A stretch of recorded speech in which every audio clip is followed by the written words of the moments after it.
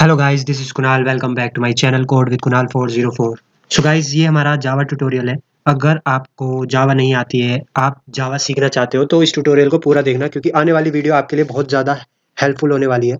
तो सबसे पहले हम स्टार्ट करते हैं, कुछ फालतू बकवास ना करें। तो सबसे पहले हम स्टार्ट करते हैं जावा इंट्रोडक्शंस। तो जावा इंट्रोडक्शंस में हम देखेंगे तीन चीज़, जिसका नाम है व्हाट इज़ जावा, हिस्ट्री, जिसमें हम हिस्ट्री भी एम्बेडेड कर रखी है मैंने, और आप साथ के साथ अपने नोट्स बनाते चलना, ताकि आपको ईज़िली पता चल सके उसका इंट्रोडक्शंस। और इंटरव्यूज़ लेवल्स भी पे भी हम जाएँगे आगे ना आने वाली वीडियो में। इंटरव्यूज़ में जो ज़्यादा क्वेश्चंस पूछे जाते हैं, उन्हें भी हम डिस्कस करेंगे। तो सबसे पहले हम फीचर्स और इसके यूजेस देख लेते हैं। तो जावा है क्या? जावा एक हाई लेवल लैंग्वेज है। क्यों हाई लेवल लैंग्वेज है? क्योंकि ये ईज़िली अंडरस्टूड करी जा सकती है ह्यूमन के थ्रू, ठीक है? जैसे कि आप जानते हो, लो लेवल लैंग्वेज होती है वो मशीन डिपेंडेंट होती है। वो सिर्फ़ मशीन ही समझ सकती है, हम उसे रीड नहीं कर सकते, ठीक है? लेकिन high level language easily human के थ्रू रीड की जा सकती है और मशीन इंडिपेंडेंट है। और जो जावा है हमारी, वो 1990s में फर्स्टली डेवलप्ड की गई थी। जेम्स गॉसलिंग, ये हमारे जो जिन्होंने डेवलप की थी, ये जेम्स गॉसलिंग है। As a object oriented programming language इन्होंने डेवलप की थी 1990s में, ठीक है? तो जावा एक ऑब्जेक्ट ओरिएंटेड क्यों है? क्योंकि आप देख सकते हो कि यहाँ पे क्लासेस और ऑब्जेक्ट्स और एब्स्ट्रैक्शंस और एनकैप्सुलेशन, इन चीज़ों का यूज़ करके एक जावा प्रोग्रामिंग लैंग्वेज पूरी इनबिल्ट है, पूरी क्लासेस और ऑब्जेक्ट्स पे बेस्ड है। तो और जो है हमारी, जो फर्स्टली रिलीज की गई थी, ये सन माइक्रो सिस्टम। अभी सन माइक्रो सिस्टम क्या है? सन माइक्रो सिस्टम कुछ नहीं है, एक कंप्यूटर कंपनी है, ठीक है? कंप्यूटर कंपनी है जो लोकेटेड है कैलिफोर्निया में। कैलिफोर्निया के डिस्ट्रिक्ट क्या क्या नाम है, जो हमारी सिटी होगी, वो सेंटा क्लेरा कैलिफोर्निया है। 1995 में ये फाउंड की गई थी, was released by Sun Microsystems, ठीक है? सन माइक्रो सिस्टम ने इसे रिलीज किया था मार्केट में, ठीक है?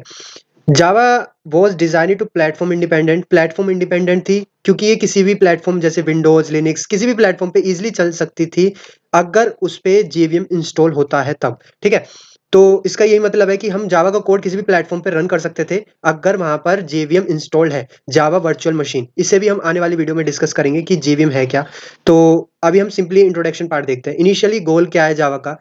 जावा का इनिशियली गोल ये था कि मार्केट में कुछ ऐसी इलेक्ट्रॉनिक डिवाइसेस थी, जैसे टीवीज, वीसीआर, उनमें सॉफ्टवेयर को चलाने के लिए, छोटे-छोटे डिवाइसेस में सॉफ्टवेयर को चलाने के लिए, ताकि वो इजीली टेक्नोलॉजी बढ़ा सके आगे चल के, इसलिए जावा का ज़्यादा यूज़ हुआ, ठीक है?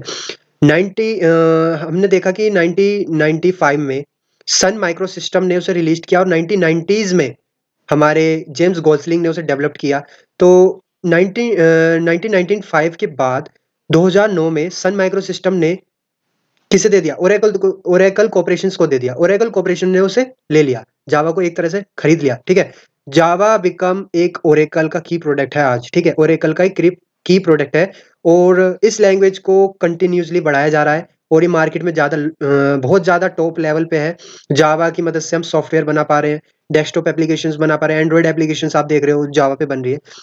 तो सिंपली ओरेकल ने इसे खरीद लिया, और ओरेकल इसमें आगे रिलीजेस करता है नए-नए functions by using JDKs and JRE. वो भी हम आने वाली वीडियोस में पढ़ेंगे, उसकी फाइल्स है कुछ, ठीक है?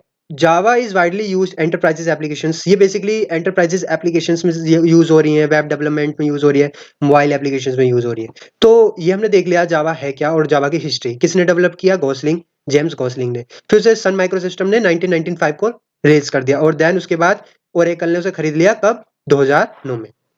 फीचर्स क्या है जावा के? फीचर्स क्या है? फीचर्स है ऑब्जेक्ट ओरिएंटेड है, ठीक है? क्लास, ऑब्जेक्ट्स, एब्स्ट्रैक्शंस, पॉलीमॉर्फ, ये बहुत सारी फीचर्स है, इन्हीं पे ये जावा काम करती है, ठीक है? प्लेटफॉर्म इंडिपेंडेंट मैंने बताया कि किसी भी प्लेटफॉर्म पे चल सकती है। हाई लेवल लैंग्वेज मैंने बताया कि easily understand by human. Garbage collections आप जानते हो, यहाँ पे जेवीएम एक जावा वर्चुअल मशीन है जो ऑटोमेटिकली फ्री अप करता है मेमोरी। लेकिन हम सी में देखें तो वहाँ गार्बेज कलेक्शन, हमें मेमोरी को मैनेज करना पड़ता था, डी एलोकेशंस, एलोकेशंस। ये भी चीज आपको समझ में आएगी धीरे धीरे, आप वीडियो में बने रहो।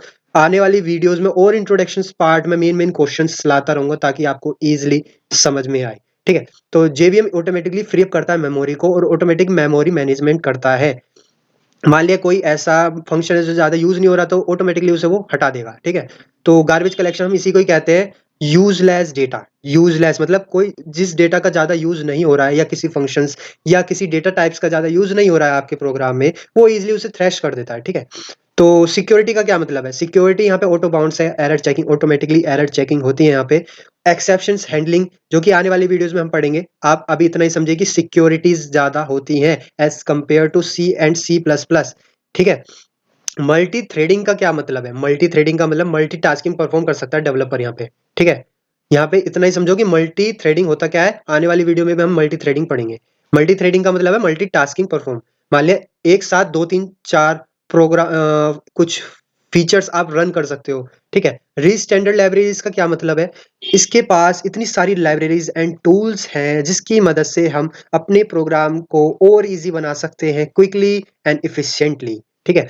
देन अब यूजेस पढ़ते हैं। यूजेस का क्या मतलब है? यूजेस का ये मतलब है कि जावा का यूज कहाँ कहाँ होता है। जावा एक जनरल पर्पज प्रोग्रामिंग लैंग्वेज जो कि मार्केट में यूज हो रही है, ठीक है। कॉमनली आप ज्यादा देखोगे पाइथन से ज्यादा जावा यूज हो रही है, लेकिन पाइथन ट्रेंडिंग में, लेकिन जावा की डिमांड ज्यादा है, ठीक है। तो इसलिए हम एज अ डीएस से जब पढ़ते हैं तो जावा ज्यादा यूज होती है, आप उससे डीएस से भी सॉल्व कर सकते हो, ठीक है। तो अब देखते हैं कहाँ कहाँ यूज होती है। डेस्कटॉप एप्लीकेशंस में यूज होती है, ठीक है, बाय यूजिंग लाइब्रेरीज टूल्स की मदद से, ठीक है। वेब एप्लीकेशंस में भी हम यूज करते हैं जावा को, ठीक है, बहुत सारे फ्रेमवर्क्स की मदद से। जैसे हमारा एक फ्रेमवर्क है स्प्रिंग, इसकी मदद से हम वेब एप्लीकेशंस बना सकते हैं। तो वहाँ हम क्लास एंड ऑब्जेक्ट्स का कॉन्सेप्ट पढ़ते हैं, ठीक है। और ये हमारी मोबाइल एप्लीकेशंस बनती है, जैसे कि आप जानते हो एंड्रॉयड भी एक जावा और कोटलिन यूज करता है, लेकिन परफेक्टली रिकमेंडेड होती है जावा, ठीक है।